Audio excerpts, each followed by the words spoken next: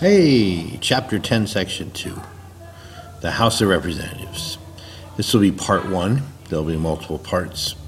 We want to make sure that we can answer these questions. What are the size and terms of the House of Representatives? How are House seats reapportioned among the states after each sentence? Reapportionment is a huge term in this chapter. How can we describe a typical congressional election and congressional district? And what are the formal and informal qualifications for serving in the House? Okay, so let's look at the size and terms of the House of Representatives. You probably remember from your Constitution outline that there are 435 members of the House of Representatives. We'll be talking in a future slide about where that number 435 comes from. The total number of seats, those 435 seats, are apportioned among the states based on their population. They are distributed. Another way to say it is they're distributed among the states based on their population. Each state is guaranteed at least one seat in the House of Representatives. So all those small states like Rhode Island and Alaska and Wyoming. Anybody from Wyoming? Am I about to offend anybody from Wyoming? But they only get one seat because they're very small in population. And then a large state like California, well, we have 55 seats. Sorry, 53 seats. Representatives, serve 2-year terms because the Constitution says so. And there are no limits. There's no limit to the number of terms representatives may serve. There are members of the House that have been there 40, even into 50 years. There is no term limit. There's been talk of term limits. There's been talk of having a constitutional amendment to limit the number of terms Congress members can serve. But nothing has ever come of it. We'll pause here.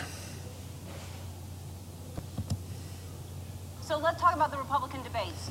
They're getting huge ratings, mostly because of Donald Trump. To be honest, I haven't watched the debates at all, but I do care about huge ratings. So I created something that's surely going to get the biggest ratings of all time. It's Trump debating Trump. I was watching, and he said the statement. Excuse me. 1 second. They're losers. They're just losers. If I wanted it, I would have got it. Wrong. I never attacked him on his look, and believe me, there's plenty of subject matter right there. Mr. Trump, as president, Well, I'd like I'm to going right to you, Mr. Trump. I'm Donald Trump. I got along with all of them, and I did a damn good job in doing it. Go ahead. Okay.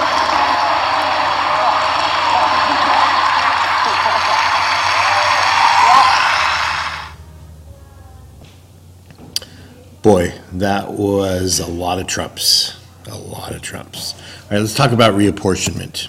Reapportionment refers to the redistribution of the seats in the House, those 435 seats in the House, as a result of the census. The census happens every 10 years. And what it tells us is the population in each state and a whole lot of other information. But in terms of reapportionment, it tells us the population of each state, how much a state has grown by since the previous census the year before. And it was the Reapportionment Act of 1929, passed by Congress, that set that 435 membership, that permanent size of the House. I put permanent in parentheses because Congress could always change it. They could pass another law, but it hasn't happened since 1929, and in the foreseeable future, it certainly doesn't seem to happen. If, let's say, a 51st state entered the Union, maybe a Puerto Rico or a Guam or something like that, then maybe you'd see a change in that 435, but it's here to stay for a long time. So the 435 doesn't change, but what changes every 10 years, as a result of the census, is how many seats each state gets out of that 435.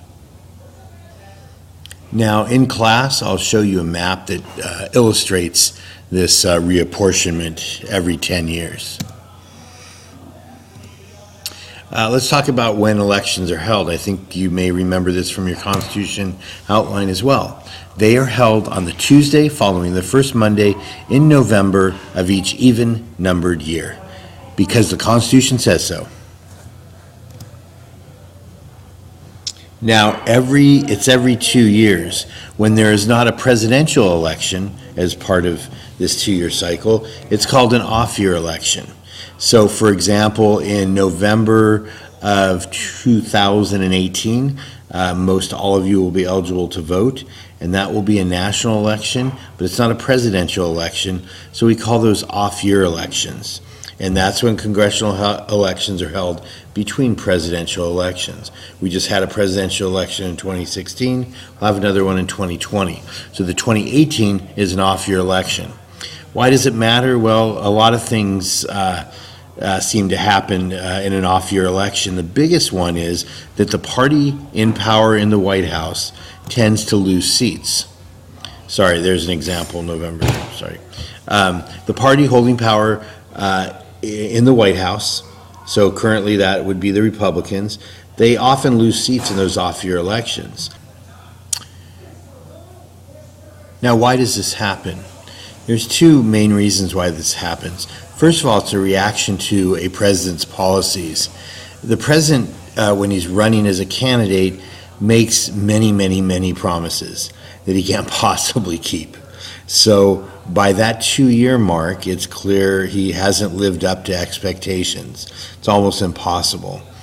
So voters can't vote him out, but what they do is you get more voters voting against his party and the candidates running for office from his party, especially in the House of Representatives. The other reason is something we call the coattail effect, but it's the reverse coattail effect. The coattail effect is when you have a strong candidate for president. Say a great example is Barack Obama in 2008. It was a historic presidency. There was a lot of enthusiasm. A lot of voters who normally didn't vote were going to be voting.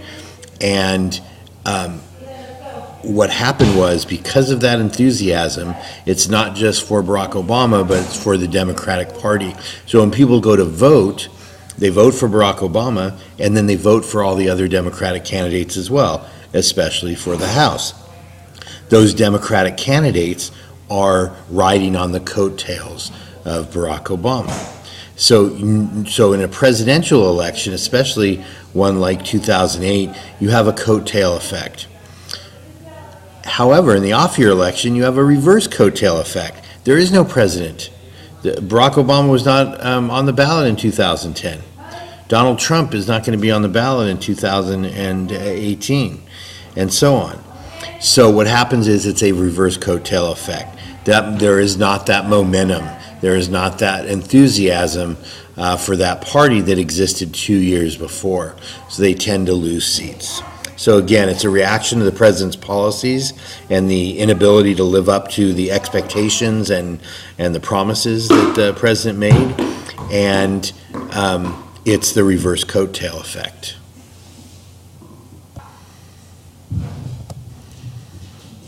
Hey, boys and girls. It's time for Uncle Jay Explains the...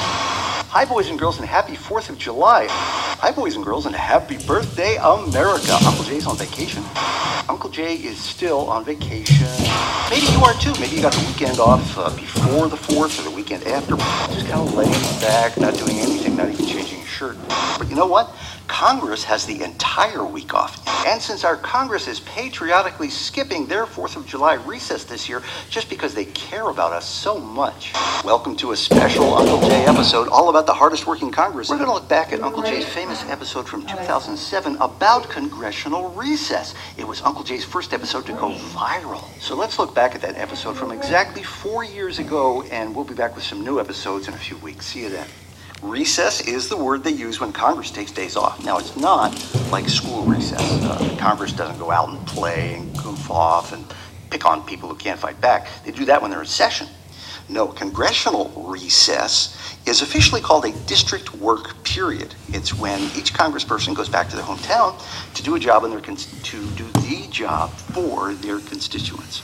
There is a district work period for President's Day, Memorial Day, Independence Day. Each one of those days lasts for a week, by the way.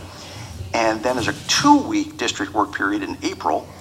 It's around spring break when everybody leaves town, so the Congress people have no choice but to follow their constituents to where they are and work. Now, all those work periods makes them so tired, boys and girls, that they need the whole month of August for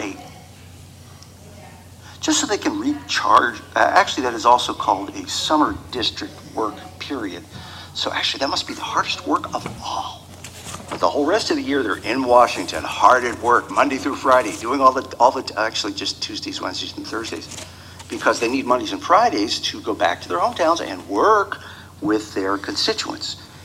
It's like having a home office, boys and girls, with all the savings of a home office, if you don't count the flying there and back, which they don't because your parents and Uncle Jay pay for that. And someday you will too. Oh, and let's not forget those exhausting fact-finding missions. Oh, they're grueling, the incredible amount of facts to be found in places like Hawaii, Cayman Islands. So when Congress actually does get some time off, they have earned it. Between Christmas and New Year's, they get to be with their families, and it's actually between Thanksgiving and New Year's when they get to be with their families. It's actually between late October and New Year's. Boys and girls, if you wonder why Congress needs so many days off, maybe it's because they need to rest up for the hard-working year ahead, because, you know, with over 90% of them getting reelected, they're pretty sure to be stuck in this dead-end job for another term. Well, boys and girls, if you still haven't figured out the difference between work and recess, that could mean you'll be congressional material when you grow up, or especially if you don't. Now, some of the details from that episode are not the same anymore, but at least Uncle Jay's shirt and sunglasses are, along with his historical original intent. Uncle Jay. I miss his weekly videos. He's retired now. You can't talk about congressional elections without talking about districts. House members are chosen by voters in their geographic districts in their states. The districts themselves are drawn by the state legislatures. And we'll be coming back to that because it's a key point, because it can be a very political process. Now, these are districts. It's not a school district. It's a congressional district. So each state is divided up into the number of districts, the number of seats that they have in the House of Representatives. Their state is divided into that number of districts. So, for example, California is the largest state in population. We have 53 seats in the House of Representatives, so we have 53 districts. And I will be showing you in class a map of our geographic districts. There are 53 of them. In a state like, say, Arizona, that I believe has 9 seats in the House of Representatives, it is divided up into 9 districts. And again, the district boundaries are drawn by the state legislatures, which will be a key point. All the seats in the House are filled from what we call single-member districts, meaning voters in each district elect one of the state's representatives from among a field of, multiple candidates that are running in that district. That's the opposite of what we'd call an at-large election, and that's where you would have, let's say if it's California, you'd have 53 seats available, so you might have a candidate list of 100 or 150 or however many, and the top 53 vote getters would get to fill those seats. That's what's called an at-large district. We don't have that. We're single-member districts. We vote, each district votes for one representative. Let's see if my California district map is going to work. It is not. All right. So we will end there, and in part 2, I will talk about gerrymandering. Because the Constitution says so.